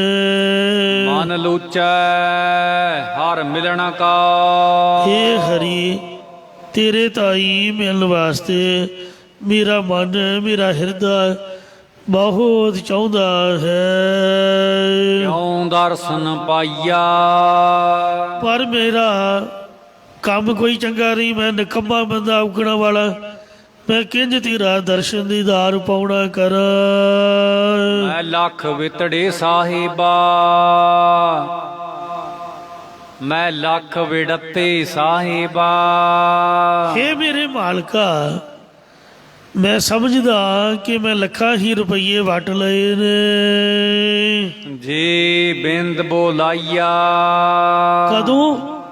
ਜੇਕਰ ਤੂੰ ਮੈਨੂੰ ਥੋੜਾ ਮਾਤਰ ਵੀ ਆਪਣੀ ਤਰਫ ਬੁਲਾਉਣਾ ਕਰੇ ਕਿ ਆ ਗੁਰਸਿੱਖਾ ਦੱਸ ਤੇਰੇ ਮਨ ਦੀ ਕੀ ਇੱਛਾ ਹੈ, ਤਾਂ ਮੈਂ ਸਮਝਦਾ ਕਿ ਮੈਂ ਲੱਖਾਂ ਹੀ ਰੁਪਈਏ ਵਟ ਲਏ। ਮੈਨੂੰ ਮੇਰੇ ਗੁਰੂ ਨੇ ਆਪ ਬੁਲਾਇਆ ਹੈ, ਜਿਵੇਂ ਭਾਈ ਮੰਝ ਜੀ ਨੂੰ ਘਰੋਂ ਬੁਲਾ ਕੇ ਗੁਰੂ ਸਾਹਿਬ ਨੇ ਸੇਵਾ ਵਿੱਚ ਲਾਇਆ ਸੀ। ਧੰਨ ਬਾਬਾ ਬਿਧੀ ਚੰਦ ਦੇ ਪਾਸੋਂ ਚੋਰੀ ਆਦਿਕ ਛੁਡਾ ਕੇ ਤੇ ਦੁਸ਼ਾਲੇ ਲੈਣ ਭੇਜਿਆ। ਸੰਗਤ ਦੇ ਜਿਹੜੇ ਘੋੜੇ ਖੋਹ ਲਏ ਸੀ ਜਰਵਾਣਿਆਂ ਨੇ, ਉਹ ਸ਼ਾਹੀ ਕਿਲੇ ਵਿੱਚੋਂ ਲਿਜਾਣ ਲਈ ਭੇਜਿਆ। ਜਦ ਗੁਰੂ ਆਪ ਬੁਲਾ ਕੇ ਸੇਵਾ ਲਾਉਂਦਾ, ਉਹਦਾ ਆਨੰਦ ਕੁਝ ਵੱਖਰਾ ਹੀ ਹੈ। ਜਿਹੜਾ ਆਪਦੀ ਮਰਜ਼ੀ ਨਾਲ ਤੁਰੇ ਫਿਰਨਾ ਤੇ ਹੈ ਤਾਂ ਉਹ ਵੀ ਸਫਲ ਸਮਾਂ, ਪਰ ਜਿਹੜਾ ਗੁਰੂ ਦੇ ਹੁਕਮ ਆਗਿਆ ਨੂੰ ਮੰਨ ਕੇ ਕਰਨੀ ਹੈ ਸੇਵਾ, ਆਗਿਆ ਸਾਹਮਣੇ ਸਾਹਿਬ ਸੇਵਾ, ਉਹਦੇ ਨਾਲ ਦਾ ਆਨੰਦ ਨਹੀਂ ਹੈ। ਜੀ ਬਿੰਦ ਬੋਲਾਈਆ, ਜੇ ਮੈਨੂੰ ਥੋੜਾ ਮਾਤਰ ਵੀ ਆਪਣੀ ਤਰਫ ਵਾਹਿਗੁਰੂ ਬੁਲਾਵੇ ਤਾਂ ਮੈਂ ਸਮਝਦਾ ਕਿ ਮੈਂ ਲੱਖਾਂ ਰੁਪਈਏ ਵਟ ਲਏ ਨੇ। ਮੈਂ ਚਾਰੇ ਕੁੰਡਾ ਭਾਲੀਆ, ਹੇ ਪ੍ਰਮਾਤਮਾ, ਮੈਂ ਚਾਰੇ ਦਿਸ਼ਾਵਾਂ ਖੋਜ ਕੇ ਦੇਖ ਲਈਆਂ ਹਨ। ਜੀਵੜ ਨਾ ਸਾਈਆ, ਹੇ ਮੇਰੇ ਮਾਲਕਾ, ਪਰ ਤੇਰੇ ਜਿੱਡਾ ਵੱਡਾ ਹੋਰ ਕੋਈ ਨਹੀਂ ਮੈਨੂੰ ਦਿਸਿਆ ਹੈ, ਕਿਉਂਕਿ ਕੋਈ ਹੋਵੇ ਤਾਂ ਹੀ ਦਿਸੇ। ਮੈਂ ਦਸਹੁ ਮਾਰਗ ਸੰਤਹੁ, ਇਹ ਸੰਤ ਜਨੋ ਮੈਨੂੰ ਪਰਮੇਸ਼ਰ ਦੀ ਭਗਤੀ ਸਹਿਤ ਗਿਆਨ ਦਾ ਰਸਤਾ ਦੱਸਣਾ ਕਰੋ। ਕਿਉ ਪ੍ਰਭੂ ਮਿਲਾਈਆ, ਕਿ ਮੈਂ ਕਿੰਝ ਪਰਮੇਸ਼ਰ ਦੇ ਨਾਲ ਮਿਲਣਾ ਕਰਾਂ, ਕਿਵੇਂ ਪਰਮਾਤਮਾ ਮੈਨੂੰ ਆਪਣੇ ਨਾਲ ਮੇਲ ਲਵੇ, ਉਹ ਰਸਤਾ, ਉਹ ਤਰੀਕਾ ਮੈਨੂੰ ਦੱਸਣਾ ਕਰੋ। ਮਨ ਅਰਪਹੁ ਹਉ ਮੈਂ ਤਜਹੁ, ਤਾਂ ਗੁਰੂ ਸਾਹਿਬ ਜੀ ਉੱਤਰ ਦਿੰਦੇ ਨੇ, ਮਾਨ ਨਾ ਕੀਜੈ ਸਰਨ ਪਰੀਜੈ, ਕਰੈ ਸੋ ਭਲਾ ਬਣਾਈਐ। ਸੋ ਕਹਿੰਦੇ ਨੇ ਹਿਕਮਤ ਹੁਕਮ ਚੁਕਾਈ ਹੈ, ਆਪਦੀ ਹਿਕਮਤ ਸਿਆਣਪ, ਅਤੇ ਜਿਹੜਾ ਹੁਕਮ ਕਰਨਾ ਹੈ ਇਹਨੂੰ ਚੁਕਾ ਦੇਵੋ, ਦੂਰ ਕਰ ਦੇਵੋ। ਹੁਕਮ ਕਰਨ ਦੀ ਬਜਾਏ ਖੁਦ ਆਪ ਸੇਵਾ ਕਰੋ। ਮਨ ਕੀ ਮਤ ਤਿਆਗੋ ਹਰ ਜਨ ਇਹਾ ਬਾਤ ਕਠੈਨੀ, ਮਨ ਅਰਪੋ। ਆਪਣੇ ਮਨ ਦੀ ਮਤ ਨੂੰ ਗੁਰਾਂ ਦੇ ਪਾਸ ਅਰਪਣਾ ਕਰੋ, ਭੇਟਾ ਕਰਨਾ ਕਰੋ। ਹਉਮੈ ਤਜੋ, ਦੇਹ ਦੀ ਗੁਣਾਦਿਕ ਦੀ ਹਉਮੈ, ਇਹਨੂੰ ਤਿਆਗ ਦੇਵੋ। ਪੰਥ ਜੋ ਲਾਈਆ, ਇਸ ਰਸਤੇ ਵਿੱਚ ਹੀ ਚੱਲਣਾ ਕਰ ਹੀ ਗੁਰਮੁਖਾ। ਨਿਤ ਸੇਵਹੁ ਸਾਹਿਬ ਆਪਣਾ, ਨੇਤਾ ਪ੍ਰਤੀ ਆਪਣਾ ਮਾਲਕ ਪਰਮਾਤਮਾ ਸੇਵਨਾ ਕਰ। ਸਤ ਸੰਗ ਮਿਲਾਈਆ, ਅਤੇ ਸੰਤ ਜਨਾਂ ਦੀ ਸੰਗਤ ਦੇ ਵਿੱਚ ਮਿਲ ਕੇ ਰਹਿਣਾ ਕਰ। ਸਭੇ ਆਸਾ ਪੂਰੀਆ, ਫਿਰ ਤੁਹਾਡੀਆਂ ਸਾਰੀਆਂ ਆਸ ਉਮੀਦਾਂ ਪੂਰਨ ਹੋ ਜਾਣਗੀਆਂ। ਗੁਰ ਮਹਿਲ ਬੁਲਾਈਆ, ਅਤੇ ਗੁਰੂ ਸਰੂਪ ਰੂਪੀ ਤੁਰਿਆ ਪਦ ਰੂਪੀ ਮਹਲ ਦੇ ਵਿੱਚ ਬੁਲਾ ਲਵੇਗਾ। ਤੁਧ ਜੀਵੜ ਹੋਰ ਨਾ ਸੁਝਾਈ, ਤੇਰੇ ਜਿੱਡਾ ਵੱਡਾ ਇਹ ਵਾਹਿਗੁਰੂ ਮੈਨੂੰ ਹੋਰ ਕੋਈ ਨਹੀਂ ਦਿਸਦਾ। ਮੇਰੇ ਮਿੱਤਰ ਗੋਸਾਈਆ, ਇਹ ਮੇਰੇ ਪਿਆਰੇ ਸੱਜਣ, ਪ੍ਰithvi ਦੇ ਮਾਲਕ ਪਰਮਾਤਮਾ, ਵੱਡਾ ਤੇਰਾ ਦਰਬਾਰ, ਸੱਚਾ ਤੁਧ ਤਖਤ, ਸਿਰ ਸਾਹ ਪਾਤਸ਼ਾਹੋ ਨਿਚਲ ਚੌਰ ਛਤ ਪੌੜੀ। ਵੱਡੀ ਵੱਡਾ ਪਾਰ ਤੇਰਾ ਮਰਤਬਾ, ਰੰਗ ਬਰੰਗ ਅਨੇਕ ਨਾ ਜਾਪਣ ਕਰਤਬਾ।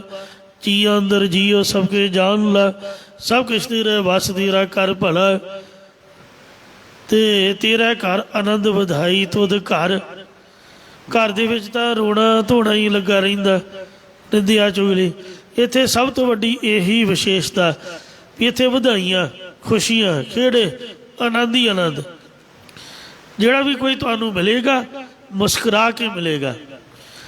ਹਰ ਕੋਈ ਤੁਹਾਡੇ ਨਾਲ ਰੱਬ ਦੇ ਨਾਮ ਤੋਂ ਬਗੈਰ ਦੂਜੀ ਗੱਲ ਨਹੀਂ ਕਰੇਗਾ। ਤੇਰਾ ਘਰ ਆਨੰਦ ਵਧਾਈ ਤੁਧ ਘਰ, ਮਾਣ ਮਹੱਤਾ ਤੇਜ ਆਪਣਾ ਆਪ ਜਰ।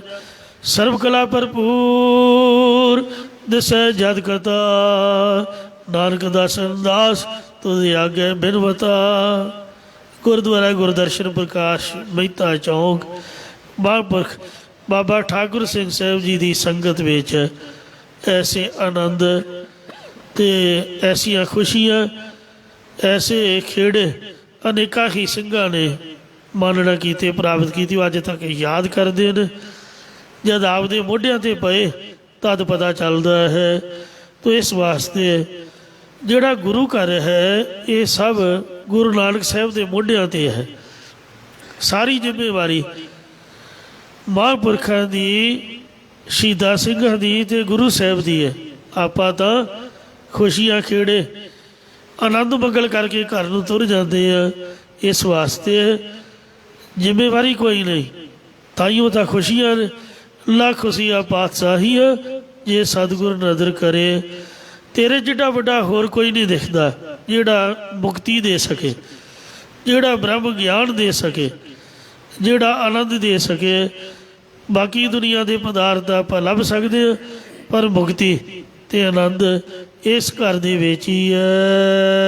ਦੱਖਣੇ ਮਹੱਲਾ ਪੰਜਵਾ। ਸਤਿਗੁਰੂ ਅਰਜਨ ਦੇਵ ਜੀ ਜਗਿਆਸੂ ਦੇ ਅੰਦਰ ਹਰੀ ਦਾ ਪਿਆਰ ਪ੍ਰਗਟ ਕਰਨ ਲਈ ਮਿਲਾਪ ਦੀ ਤਾਂਘ ਬਾਰੇ ਦੱਸਦੇ ਹੋਏ ਇਹ ਮਾਰੂ ਦੱਖਣੇ ਵਾਰ ਦਾ 13ਵਾਂ ਸ਼ਲੋਕ ਉਚਾਰਨ ਕਰ ਰਹੇ ਨੇ। ਮੂਥੀਆਊ ਤਖਤ, ਮੈਂ ਤੇਰੇ ਬਰਾਜਨ ਲਈ ਸਿੰਘਾਸਨ ਰੂਪ ਹੋ ਜਾਵਾਂ। ਹੇ ਵਾਹਿਗੁਰੂ, ਮੇਰੀ ਮਹਜੇ ਪਾਤਸ਼ਾਹ। ਇਹ ਮੇਰੇ ਪਾਤਸ਼ਾਹ ਰੂਪ ਪਰਮਾਤਮਾ, ਜੇ ਤੂੰ ਪਾਤਸ਼ਾਹ ਹੈ ਤਾਂ ਮੈਂ ਤਖਤ ਬਣ ਜਾਵਾਂ।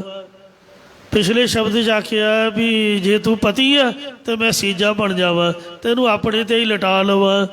ਜਿਸ ਤਰ੍ਹਾਂ ਬਾਬਾ ਵਿਧੀ ਚੰਦ ਭਾਈ ਪੁਰਾਣਾ ਜੀ ਚਵੀਆਂ ਲੈ ਪੈਂਦੇ ਸੀ, ਚੰਦੂ ਨੂੰ ਬੁਰਾ ਭਲਾ ਕਹਿੰਦੇ ਅਤੇ ਰੱਸਾ ਤੜਾ ਕੇ ਗੁਰੂ ਸਾਹਿਬ ਵੱਲ ਜਾਂਦੇ ਕਿ ਅਸੀਂ ਤੱਤੀ ਤਵੀ 'ਤੇ ਲੇਟ ਜਾਈਏ ਅਤੇ ਗੁਰੂ ਸਾਹਿਬ ਸਾਡੇ ਉੱਪਰ ਬਿਰਾਜਮਾਨ ਹੋਣ। ਸੋ ਐਸਾ ਗੁਰਸਿੱਖਾਂ ਦਾ ਪ੍ਰੇਮ ਹੈ। ਪਾਪ ਮਿਲਾਵੇ ਕੋਲ। ਹੇ ਵਾਹਿਗੁਰੂ, ਜਦੋਂ ਤੋਂ ਆਪਣੇ ਚਰਨਾਂ ਦੇ ਕੋਲ ਸਾਨੂੰ ਮਿਲਾਉਣਾ ਕਰੇ, ਭਾਵ ਆਪਣੇ ਚਰਨਾਂ ਦਾ ਧਿਆਨ ਬਖਸ਼ਣਾ ਕਰੇ। ਕਵਲ ਜੀਵੈ ਬਿਗਸਾਵਦੋ, ਤਦੋਂ ਮੇਰਾ ਹਿਰਦਾ ਕਮਲ ਫੁੱਲ ਗੁਲਾਬ ਦੀ ਤਰ੍ਹਾਂ ਖਿੜ ਜਾਵੇ। ਜਿਵੇਂ ਸੂਰਜ ਨੂੰ ਵੇਖ ਕੇ ਕਮਲ ਦਾ ਫੁੱਲ ਖਿੜ ਜਾਂਦਾ, ਉਸੇ ਤਰ੍ਹਾਂ ਸੂਰਜ ਦੀ ਤਰ੍ਹਾਂ ਤੇਰੇ ਪ੍ਰਕਾਸ਼ ਦੀਆਂ ਕਿਰਨਾਂ ਪੈਣ ਨਾਲ ਮੇਰਾ ਹਿਰਦਾ ਰੂਪੀ ਕਮਲ ਖਿੜ ਜਾਵੇਗਾ। ਹਿਰਦਾ ਕਮਲ ਮੈਂ ਹਰ ਕਾ ਬਾਸ, ਹਿਰਦੇ ਨੂੰ ਕਮਲ ਦਾ ਫੁੱਲ ਆਖਿਆ। ਮਹੱਲਾ ਪੰਜਵਾ।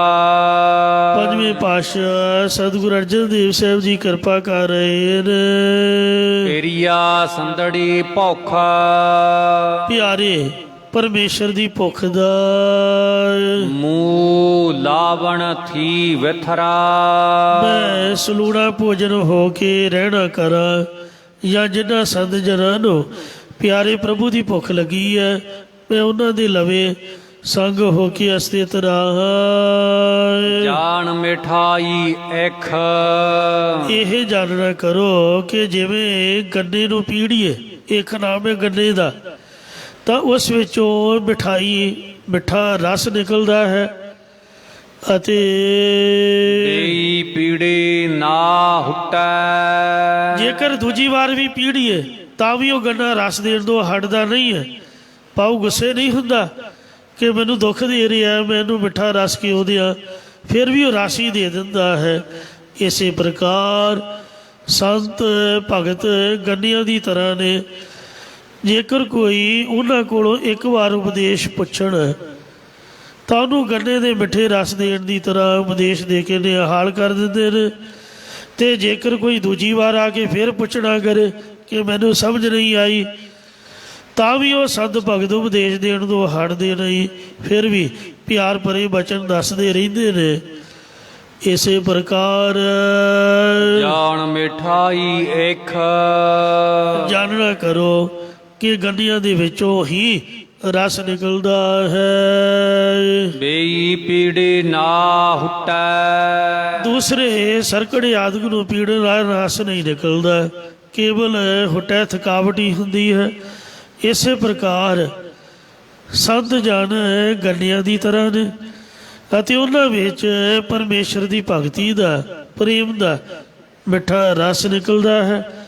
ਉਹਨਾਂ ਤੋਂ ਬਿਨਾਂ ਦੂਸਰੇ ਹੋਰ ਕੁਸੰਗੀਆਂ ਨੂੰ ਪੀੜਨ, ਭਾਵ ਉਹਨਾਂ ਤੋਂ ਉਪਦੇਸ਼ ਯਾਚਨ ਨਾਲ ਭਗਤੀ ਪ੍ਰੇਮ ਦਾ ਰਸ ਪ੍ਰਾਪਤ ਨਹੀਂ ਹੁੰਦਾ, ਕੇਵਲ ਥਕਾਵਟ ਹੀ ਮਿਲਦੀ ਹੈ।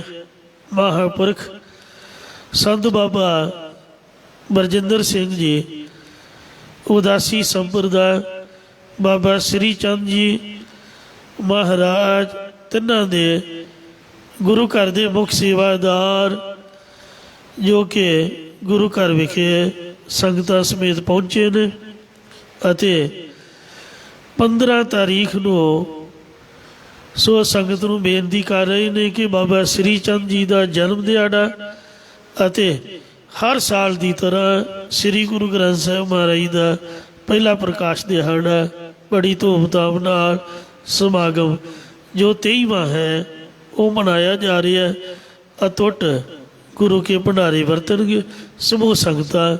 15 ਤਾਰੀਖ ਨੂੰ ਉੱਥੇ ਸੁਹਾਣੇ ਦੇ ਪਰਲੇ ਪਾਸੇ ਦੀਪ ਕਲੋਨੀ ਦੇ ਸਾਹਮਣੇ ਉਦਾਸੀਨ ਸੰਪਰਦਾ ਦੇ ਮਹਾਂਪੁਰਖ ਬਾਬਾ ਸ੍ਰੀ ਚੰਦ ਜੀ ਦੇ ਨਾਮ 'ਤੇ ਬਣੇ ਹੋਏ ਗੁਰਦੁਆਰਾ ਸਾਹਿਬ ਵਿਖੇ ਦਰਸ਼ਨ ਦੀਦਾਰੇ ਕਰਨ ਅਤੇ ਦੇਣ ਦੀ ਕਿਰਪਾਲਤਾ ਕਰਨ ਜੀ।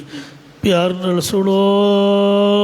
ਜਾਣ ਮਿਠਾਈ ਏਖ, ਜਾਣਨਾ ਕਰੋ ਕਿ ਗੰਨਾ ਮਿੱਠਾ ਰਸ ਹੀ ਦਿੰਦਾ ਹੈ। ਇਉਂ ਪੰਜਵੇਂ ਪਾਤਸ਼ਾਹ ਨੂੰ ਵੇਖੋ ਤਤੀ ਤਵੀ 'ਤੇ ਬਿਠਾਇਆ, ਗੁਰੂ ਸਾਹਿਬ ਨੇ ਮਿੱਠੀ ਬਾਣੀ ਹੀ ਉਚਾਰੀ, ਤੇਰਾ ਕੀਆ ਮੀਠਾ ਲੱਗਾ। ਧੰਨ ਬਾਬਾ ਮਤੀ ਦਾਸ ਨੂੰ ਆਰੀ ਨਾਲ ਚੀਰ ਸੁੱਟਿਆ, ਪਰ ਉਹਨਾਂ ਨੇ ਜਪਜੀ ਸਾਹਿਬ ਹੀ ਉਚਾਰਿਆ। ਕਿਸੇ ਨੂੰ ਬੁਰਾ, ਕਿਸੇ ਨੂੰ ਮੰਦਾ ਬਚਨ ਨਹੀਂ ਆਖਿਆ। ਬੇਈ ਪੀੜੇ ਨਾ ਹੁਟੈ, ਇੰਝ ਸਤਿਗੁਰੂ ਜੀ ਮਹਾਰਾਜ ਕਥਨ ਕਰਦੇ ਹਨ ਕਿ ਭਗਤੀ ਦਾ, ਪ੍ਰੇਮ ਦਾ ਮਿੱਠਾ ਰਸ ਭਗਤਾਂ ਵਿੱਚੋਂ ਟਪਕਦਾ ਹੈ। ਉਹਨਾਂ ਤੋਂ ਬਿਨਾਂ ਦੂਜੇ ਹੋਰ ਕੁਸੰਗੀਆਂ ਨੂੰ ਪੀੜਨ, ਭਾਵ ਉਹਨਾਂ ਤੋਂ ਉਪਦੇਸ਼ ਯਾਚਨ ਨਾਲ ਭਗਤੀ ਪ੍ਰੇਮ ਦਾ ਰਸ ਪ੍ਰਾਪਤ ਨਹੀਂ ਹੁੰਦਾ, ਕੇਵਲ ਥਕਾਵਟ ਹੀ ਮਿਲਦੀ ਹੈ। ਪੰਜਵਾ ਸਤਿਗੁਰੂ ਅਰਜਨ ਦੇਵ ਸਾਹਿਬ ਜੀ ਉਚਾਰ ਰਹੇ ਨੇ। ਅੱਗਾ ਨਿਹੁਮ ਤਰੋੜ, ਇਹ ਭਾਈ ਇਹਨਾਂ ਸੰਬੰਧੀਆਂ ਕਾਮ ਕ੍ਰੋਧ ਆਦਿਕ ਵਿਕਾਰਾਂ ਨੂੰ ਠੱਗਾ ਨਾਲੋਂ ਨੇਹੋ ਪ੍ਰੇਮ ਤਰੋੜ ਦੇ, ਤੋੜ ਨਾ ਕਰ। ਜਾਣ ਗੰਧਰਬਾ ਨਗਰੀ, ਇਹਨਾਂ ਦੇ ਪ੍ਰੇਮ ਨੂੰ ਗੰਧਰਬਾ ਨਗਰੀ ਹਰ ਚੰਦੋਰੀ ਦੀ ਤਰ੍ਹਾਂ ਝੂਠੇ ਜਾਣਨਾ ਕਰ। ਰਾਜੇ ਹਰੀ ਚੰਦ ਦੀ ਨਗਰੀ ਗੰਧਰਬਾ ਨਗਰੀ ਅਖਮੋਦੀ ਹੈ, ਜੋ ਇੱਕ ਭੁਲੇਖੇ ਦੀ ਨਗਰੀ ਹੈ, ਜੋ ਆਕਾਸ਼ ਵਿੱਚ ਬੱਦਲਾਂ ਦੇ ਭੁਲੇਖੇ ਕਰਕੇ ਦਿਸਦੀ ਹੈ, ਪਰ ਅਸਲ ਵਿੱਚ ਹੁੰਦੀ ਨਹੀਂ। ਇਹਨੂੰ ਹਰ ਚੰਦੋਰੀ ਵੀ ਲਿਖਿਆ ਹੈ। ਇੱਕ ਪੁਰਾਣ ਕਥਾ ਅਨੁਸਾਰ ਕਹਿੰਦੇ ਜਦੋਂ ਰਾਜੇ ਹਰੀ ਚੰਦ ਨੂੰ ਸਵਰਗ ਦੀ ਪ੍ਰਾਪਤੀ ਹੋਈ ਤਾਂ ਇਸ ਨੇ ਕਿਹਾ ਕਿ ਮਹਾਰਾਜ ਮੇਰੀ ਸਾਰੀ ਪੁਰੀ ਨੂੰ ਹੀ ਸਵਰਗ ਵਿੱਚ ਲੈ ਚੱਲੋ। ਤਾਂ ਮਹਾਰਾਜ ਨੇ ਸਾਰੀ ਪੁਰੀ ਹੀ ਵਿਮਾਨ 'ਤੇ ਚੜ੍ਹਾ ਲਈ। ਜਦੋਂ ਆਕਾਸ਼ ਵਿੱਚ ਵਿਮਾਨ ਜਾ ਰਿਹਾ ਸੀ ਤਾਂ ਉਸ ਵਿੱਚ ਉਹ ਗਧੇ ਹਿੜਕ ਪਏ। ਗਧੇ ਹਿੰਗਣ ਤੋਂ ਹਰੀ ਚੰਦ ਨੂੰ ਮਾਣ ਹੋ ਗਿਆ ਅਤੇ ਆਪਣੇ ਆਪ ਨੂੰ ਕਹਿ ਲਗਾ, ਉਹ ਹਰੀ ਚੰਦਾ ਤੇਰੇ ਤਾਂ ਗਧੇ ਵੀ ਸਵਰਗਾਂ ਨੂੰ ਚੱਲੇ ਨੇ। ਇਸ ਮਾਣ ਕਾਰਨ ਉਹ ਪੁਰੀ ਉੱਥੇ ਹੀ ਕਹਿੰਦੇ ਖਲੋ ਗਈ। ਜਿਹੜੇ ਨਾਸਾ ਦੇ ਵਿਗਿਆਨੀ ਚੰਦਰਮਾ ਤੱਕ ਪਹੁੰਚ ਗਏ ਨੇ, ਉੱਥੋਂ ਦੀ ਮਿੱਟੀ ਵੀ ਉਹਨਾਂ ਲੈ ਆਂਦੀ ਹੈ, ਉਹਨਾਂ ਨੂੰ ਇਹ ਨਗਰੀ ਨਹੀਂ ਮਿਲੀ, ਰਾਹ ਦੇ ਵਿੱਚ ਹੁੰਦੀ ਤੇ ਲੰਗਰ ਪਾਣੀ ਉਹ ਛਕਦੇ, ਕਿਸੇ ਨੂੰ ਵੀ ਨਹੀਂ ਮਿਲੀ।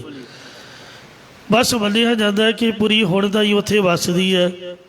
ਜਦ ਆਕਾਸ਼ ਵਿੱਚ ਧੁੰਦਾਦਕ ਵੇ ਸੂਰਜ ਦੀਆਂ ਕਿਰਨਾਂ ਪੈਣ ਤੋਂ ਭੁਲੇਵੇਂ ਜੇ ਪੈਂਦੇ ਨੇ, ਜਿਵੇਂ ਕੋਈ ਨਗਰੀ ਹੈ, ਉਹਨੂੰ ਹਰੀ ਚੰਦੋਰੀ ਜਾਂ ਗੰਦਰਬਾਦ ਕੇ ਨਾਮ ਨਾਲ ਬੋਲਿਆ ਜਾਂਦਾ ਹੈ।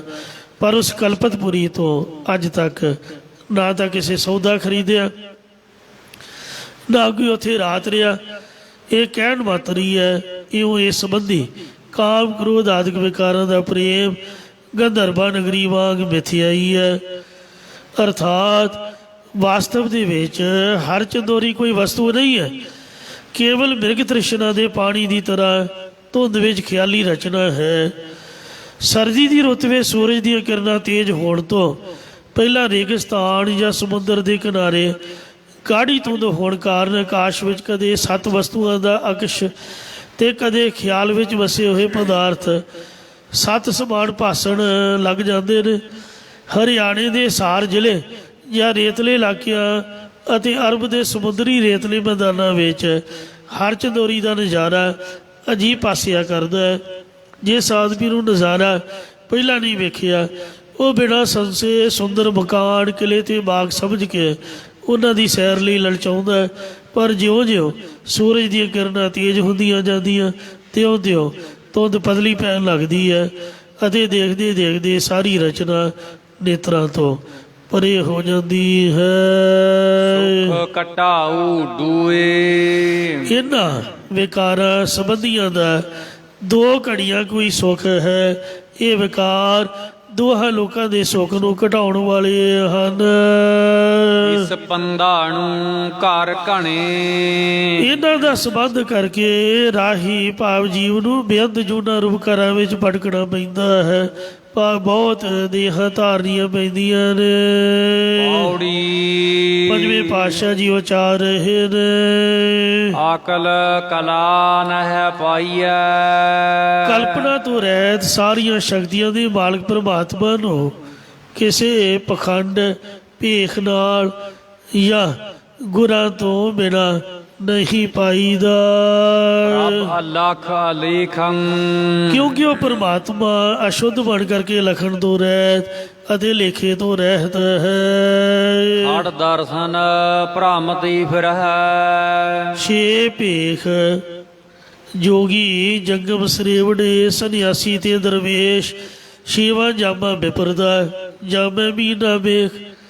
ਇਹ ਭੇਖਾਂ ਵਾਲੇ ਜਾਂ 5 ਗਿਆਨ ਇੰਦਰੀਆਂ ਅਤੇ 6ਵੇਂ ਮਨ ਦੇ ਮਗਰ ਲੱਗਣ ਵਾਲੇ ਵੀ ਸੰਸਾਰ ਵਿੱਚ ਭਰਮਦੇ ਫਿਰਦੇ ਰਹਿੰਦੇ ਹਨ। ਵਰਤ ਕਰਹਿ ਚੰਦਰਾਇਣਾ। ਅੱਧੀ ਪੰਕਤੀ ਰਹਿ ਗਈ। ਜੇ ਨਹਿ ਮਿਲਿਆ ਭੇਖੰ। ਕਿਉਂਕਿ ਪਖੰਡ ਦੇ ਭੇਖਾਂ ਨੂੰ ਪਾਉਣ ਕਰਕੇ ਉਸ ਪ੍ਰਭੂ ਦੇ ਨਾਲ ਨਹੀਂ ਮਿਲੀਦਾ। ਵਰਤ ਕਰਹਿ ਚੰਦਰਾਇਣਾ। ਕਈ ਚੰਦਰਮਾ ਸੰਬੰਧੀ ਵਰਤ ਰੱਖਣਾ ਕਰਦੇ ਨੇ। ਚੰਦਰਾਇਣ ਵਰਤ ਬਾਰੇ ਸਨਾਤਨ ਮਤ ਵਿੱਚ ਬ੍ਰਾਹਮਣ ਐਸਾ ਮੰਨਦੇ ਨੇ, ਉਹ ਵਰਤ ਜਿਸ ਤੋਂ ਚੰਦਰ ਲੋਕ ਦੀ ਪ੍ਰਾਪਤੀ ਹੋਵੇ। ਇਸ ਵਰਤ ਦੀ ਵਿਧੀ ਮਿਤਾਕਸ਼ਰਾ ਅਨੁਸਾਰ ਇਉਂ ਹੈ, ਚਾਂਦਨੀ ਏਕਮ ਨੂੰ 3 ਵੇਲੇ ਇਸ਼ਨਾਨ ਕਰਕੇ ਸਾਂਝ ਸਮੇਂ ਮੋਰ ਦੇ ਅੰਡੇ ਦੇ ਆਕਾਰ ਦਾ ਇੱਕ ਗਰਾਸ ਖਾਵੇ, ਇੱਕ ਗਰਾਈ ਖਾਵੇ। ਦੂਜ ਨੂੰ 2 ਗਰਾਸ, ਇਸ ਤਰ੍ਹਾਂ ਕਰਮ ਅਨੁਸਾਰ 1 ਗਰਾਸ ਵਧਾਉਂਦਾ ਹੋਇਆ ਪੂਰਨਮਾਸ਼ੀ ਨੂੰ 15 ਗਰਾਸ ਖਾਵੇ। ਫਿਰ ਅੰਧੇਰੇ ਪੱਖ ਦੀ ਏਕਮ 14, ਦੂਜ ਨੂੰ 13, ਐਸੇ ਹੀ ਯਥਾ ਕਰਮ ਘਟਾਉਂਦਾ ਹੋਇਆ ਅੰਧੇਰੀ 14 ਨੂੰ 1 ਗਰਾਸ ਖਾਵੇ ਅਤੇ ਅਮਾਵਸ ਦੇ ਦਿਨ ਕੁਝ ਨਾ ਖਾਵੇ। ਇਸ ਵਰਤ ਦੇ ਪ੍ਰਕਾਰ ਹੋਰ ਵੀ ਕਈ ਤਰ੍ਹਾਂ ਕਰਕੇ ਹਿੰਦੂ ਮਤ ਦੇ ਧਰਮ ਸ਼ਾਸਤਰਾਂ ਵਿੱਚ ਲਿਖੇ ਨੇ, ਪਰ ਸਾਡਾ ਉਹਦੇ ਨਾਲ ਕੋਈ ਮਤਲਬ ਨਹੀਂ ਹੈ। ਆਪਾਂ ਤਾਂ ਚੰਦਰਾਇਣ ਦਾ ਅਰਥ ਕਰ ਰਹੇ ਹਾਂ। ਸਭ ਦਾ ਮਤ ਇੱਕ ਹੈ ਕਿ ਚੰਦਰਮਾ ਦੇ ਵਧਣ ਘਟਣ ਨਾਲ ਗਰਾਸਾਂ ਦਾ ਵਧਾਉਣਾ ਘਟਾਉਣਾ, ਇਹੋ ਚੰਦਰਮਾ ਸੰਬੰਧੀ ਵਰਤ ਰੱਖਣਾ ਕਰਦੇ ਨੇ। ਸਿਕਤੈ ਨਾ ਲੇਖੰ। ਉਹ ਵਰਤ ਕਿਸੇ ਵੀ ਲੇਖੇ ਪ੍ਰਵਾਨਗੀ ਵਿੱਚ ਨਹੀਂ ਹਨ। ਵੇਦ ਪੜ੍ਹਿਆ ਸੰਪੂਰਨਾ, ਕਈ ਸਾਰੇ ਦੇ ਸਾਰੇ ਹੀ ਵੇਦਾਂ ਨੂੰ ਪੜ੍ਹ ਜਾਂਦੇ ਨੇ, ਤਤ ਸਾਰ ਨਾ ਪੇਖੰ, ਪਰ ਤਤ ਸਰੂਪ ਦੇ ਸਿਧਾਂਤ ਸ੍ਰੇਸ਼ਟ ਸਿਧਾਂਤ ਨੂੰ ਨਹੀਂ ਵੇਖਦੇ। ਤਿਲਕ ਕੱਢੈ ਇਸਨਾਨ ਕਰ, ਕਈ ਤੀਰਥਾਂ ਦੇ ਜਾ ਕੇ ਬਾਹਰੋਂ ਸਰੀਰ ਦਾ ਇਸ਼ਨਾਨ ਕਰਕੇ ਸਰੀਰ ਦੇ ਵੱਖ-ਵੱਖ ਅੰਗਾਂ ਤੇ ਤਕਰੀਬਨ 12 ਟਿੱਕੇ ਕੱਢਦੇ ਲਗਾਉਂਦੇ ਨੇ, ਅੰਤਰ ਕਾਲੇਖੰ, ਪਰ ਉਹਨਾਂ ਦੇ ਹਿਰਦੇ ਵਿੱਚ ਪਾਪਾਂ ਦੀ ਕਾਲਖ ਹੈ। ਵੇਖੀ ਪ੍ਰਭੂ ਨਾ ਲੱਭਈ, ਸੋ ਭੇਖਾਂ ਕਰਕੇ ਪਰਮੇਸ਼ਰ ਨਹੀਂ ਲੱਭਦਾ। ਬਿਨ ਸੱਚੀ ਸਿੱਖੰ, ਗੁਰਾਂ ਦੀ ਸੱਚੀ ਸਿੱਖਿਆ ਤੋਂ ਬਿਨਾਂ ਇੰਜ ਨਹੀਂ ਪਰਮਾਤਮਾ ਮਿਲਦਾ। ਦਾ ਮਾਰਗ ਸੋ ਪਵੈ, ਇਹ ਭਾਈ ਉਹ ਪ੍ਰਭੂ ਤੋਂ ਭੁੱਲਾ ਹੋਇਆ ਮਨੁੱਖ ਹੈ, ਭਗਤੀ ਸਹਿਤ ਗਿਆਨ ਪਰਮਾਰਥ ਦੇ ਰਸਤੇ ਤੇ ਪੈਂਦਾ ਹੈ। ਜਿਸ ਧੁਰ ਮਸਤਕ ਲੇਖੰ, ਜਿਸ ਦੇ ਮੱਥੇ ਤੇ ਤੁਰੋਂ ਹੀ ਸ੍ਰੇਸ਼ਟ ਕਰਮਾਂ ਦੀ ਲੇਖ ਪਏ ਨੇ, ਜਨਮ ਸਵਾਰਿਆ ਆਪਣਾ, ਤਿਨਾਂ ਨੇ ਆਪਣਾ ਮਨੁੱਖਾ ਜਨਮ ਸਵਾਰਿਆ ਹੈ। ਜਿਨ ਗੁਰ ਅੱਖੀ ਦੇਖੰ, ਜਿਨ੍ਹਾਂ ਨੇ ਆਪਣੇ ਪ੍ਰਤੱਖ ਨੇਤਰਾਂ ਦੇ ਨਾਲ ਜਾਂ ਮਨ ਬੁੱਧ ਰੂਪ ਨੇਤਰਾਂ ਦੇ ਨਾਲ ਗੁਰਾਂ ਦੇ ਦਰਸ਼ਨ ਵੇਖਣਾ ਕੀਤੇ ਨੇ। ਦਰਸ਼ਨ ਪਰਸਿਐ ਗੁਰੂ ਕੈ, ਜਨਮ ਮਰਨ ਦੁੱਖ ਜਾਏ। ਕਰੋ ਭਾਵੇਂ ਕੁਛ ਵੀ ਨਾ, ਢੋਲਾ ਕੇ ਬੈਠ ਜਾਓ। ਗੁਰੂ ਨਾਨਕ ਜਿਨ ਸੁਣਿਆ ਵੇਖਿਆ, ਕਰ ਤਾਂ ਸ਼ਹੀਦ ਸਿੰਘ ਗਏ ਨੇ, ਸਾਨੂੰ ਕਰਨ ਦੀ ਲੋੜ ਹੀ ਨਹੀਂ। ਕਰ ਤਾਂ ਗੁਰੂ ਨਾਨਕ ਸਾਹਿਬ ਗਏ ਨੇ, ਮਿਹਨਤਾਂ ਮੁਸ਼ੱਕਤਾਂ। ਆਪਾਂ ਵਿਹਲੇ ਬੈਠੇ ਆਨੰਦ ਲਈ ਜਾਓ, ਪਰ ਦਰਸ਼ਨ ਕਰਨ ਜ਼ਰੂਰ ਆਓ। ਗੁਰੂ ਘਰ ਦੀਆਂ ਰੌਣਕਾਂ ਵਧਾਓ। ਕਈ ਵਿਦਵਾਨ ਕਹਿੰਦੇ ਨੇ ਵੀ ਜੇ ਆਹ ਨਹੀਂ ਕਰੋਗੇ ਤਾਂ ਕੀ ਫਾਇਦਾ, ਜੇ ਉਹ ਨਹੀਂ ਕਰੋਗੇ ਕੀ ਫਾਇਦਾ। ਸੇਵਾ ਤਾਂ ਮਹਾਰਾਜ ਆਪ ਹੀ ਕਰ ਸਕਦੇ ਨੇ, ਆਪਾਂ ਕੌਣ ਆ ਸੇਵਾ ਕਰਨ ਵਾਲੇ। ਤੋ ਇਸ ਲਈ ਆਪਾਂ ਤਾਂ ਸਗਨ ਵੇਲਾ ਹੀ ਕਰਦੇ ਹਾਂ। 2 ਕੁ ਭਾਂਡੇ ਮਾਂਜ ਤੇ 2 ਕੁ ਰੋਟੀਆਂ ਪਕਾਤੀਆਂ, ਇਹਦੇ ਨਾਲ ਕੀ ਬਣਨਾ ਦੱਸੋ? ਬਣਨਾ ਕੁਛ ਗੁਰਦੁਆਰੇ ਦਾ? ਪਤਾ ਨਹੀਂ ਕਿੰਨੇ ਟੋਕਰੇ ਸੰਗਤਾਂ ਨੂੰ ਵਰਤਦੇ ਨੇ, ਸਾਡੀਆਂ 2 ਰੋਟੀਆਂ ਨਾਲ ਕੀ ਬਣੂਗਾ? ਮੈਨੂੰ ਮਾਫ ਕਰਨਾ। ਕਹਿਣ ਦਾ ਭਾਵ ਹੈ ਵੀ ਜੇ 2 ਇੱਟਾਂ ਸੁੱਟ ਦਿੱਤੀਆਂ ਜਾਂ ਥੋੜ੍ਹਾ ਬਹੁਤਾ ਕੰਮ ਕਰ ਦਿੱਤਾ, ਸਾਡੇ ਨਾਲ ਕੁਛ ਨਹੀਂ ਬਣਨਾ। ਕਰਨ ਕਰਾਉਣ ਵਾਲਾ ਤਾਂ ਮਹਾਰਾਜ ਆਪ ਹੀ ਹੈ। ਆਪਾਂ ਤਾਂ ਇੱਕ ਹਾਜ਼ਰੀ ਲਵਾਉਣ ਆਉਂਦੇ ਆ। ਇਹ ਹਾਜ਼ਰੀ ਲਵਾਓ, ਜਿੰਨਾ ਕੁ ਟਾਈਮ ਉਨੀ ਕੁ ਸੇਵਾ ਕਰੋ, ਸੱਚੇ ਪਾਤਸ਼ਾਹ ਦੀ ਦਰਸ਼ਨ ਕਰੋ। ਤੁਹਾਡਾ ਜੰਮਣ ਤੇ ਮਰਨ ਦਾ ਦੁੱਖ ਦਰਸ਼ਨ ਕਰਨ ਤੋਂ ਹੀ ਨਿਵਰਤ ਹੋ ਜਾਏਗਾ। ਇਹ ਗੁਰੂ ਸਾਹਿਬ ਨੇ ਆਪ ਕਿਰਪਾ ਕਰਕੇ ਉਚਾਰਿਆ। 3 ਜਨਮ ਸਵਾਰੇ ਆਪਣਾ, ਜਿਨ ਗੁਰ ਅੱਖੀ ਦੇਖਣ। ਉਹ ਧੰਨ ਨੇ ਮਹਾਂਪੁਰਖ ਜਿਹੜੇ ਸਾਰੀ ਸਾਰੀ ਦਿਹਾੜੀ ਗੁਰੂ ਗ੍ਰੰਥ ਸਾਹਿਬ ਤੋਂ ਸਹਿਜ ਪਾਠ ਕਰਦੇ ਰਹਿੰਦੇ ਨੇ। ਮੈਂ ਤਾਂ ਹੈਰਾਨ ਹੁੰਦਾ ਕਿ ਵੇਖੋ, ਅੱਖਾਂ ਖੋਲ੍ਹ ਕੇ ਵੇਖੀ ਜਾਣਾ, ਵੇਖੀ ਜਾਣਾ, ਵੇਖੀ ਜਾਣਾ ਗੁਰੂ ਸਾਹਿਬ ਨੂੰ। ਕਿੰਨੀ ਵੱਡੀ ਕਮਾਈ ਹੈ, ਚੌਂਕੜਾ ਮਾਰੀ ਰੱਖਣਾ। ਗੁਰੂ ਸਾਹਿਬ ਕਿਰਪਾ ਕਰਨ, ਜਿਨ੍ਹਾਂ ਨੇ ਗੁਰੂ ਨੂੰ ਅੱਖਾਂ ਨਾਲ ਵੇਖਿਆ, ਹੁਕਮਨਾਮਾ ਸਾਹਿਬ ਦੇ ਦਰਸ਼ਨ ਕੀਤੇ ਨੇ, ਸਾਹਿਬਾਂ ਨੂੰ ਜਾਣਿਆ ਪੜ੍ਹਿਆ, ਉਹਨਾਂ ਨੇ ਆਪ ਦਾ ਮਨੁੱਖਾ ਜਨਮ ਸਵਾਰ ਲਿਆ। ਭੁੱਲਾ ਚੁੱਕਾ ਖਿਮਾ ਕਰੋ ਜੀ। ਅੱਗੇ 2 ਸਮਤ ਬਖਸ਼ੋ। ਦਾ ਮਾਰਗ ਸੋ ਪਵੈ, ਜਿਸ ਧੁਰ ਮਸਤਕ ਲੇਖੰ, 3 ਜਨਮ ਸਵਾਰਿਆ ਆਪਣਾ, ਜਿਨ ਗੁਰ ਅੱਖੀ ਦੇਖੰ। ਵਾਹਿਗੁਰੂ ਜੀ ਕਾ ਖਾਲਸਾ, ਵਾਹਿਗੁਰੂ ਜੀ ਕੀ ਫਤਿਹ। ਰਾਮ ਕਲੀ ਮਹੱਲਾ ਤੀਜਾ। ਆਨੰਦ ਏਕ ਓੰਕਾਰ ਸਤਿਗੁਰ ਪ੍ਰਸਾਦ।